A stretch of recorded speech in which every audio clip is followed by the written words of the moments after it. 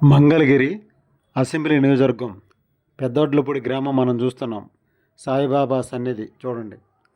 ఇక్కడ కరివేపాకు రైతులు ఎక్కువగా మనకు కనిపిస్తూ ఉంటారు.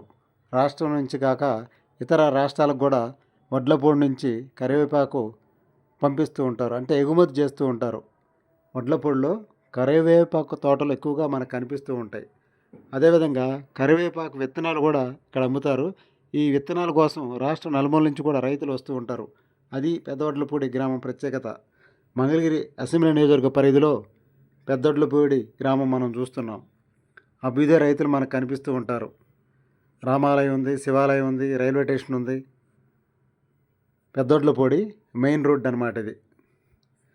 శివాలయం సెంటర్ పెద్దొడ్లపూడి మంగళగిరి అసెంబ్లీ నియోజకవర్గ పరిధిలో ఉంది. గుంటూరు జిల్లాలో మంగళగిరి అసెంబ్లీ ఉంది. పెద్దొడ్లపూడి గ్రామం రైతులు ఎక్కువగా కనిపిస్తుంటారు, కరివేపాకు రైతులు.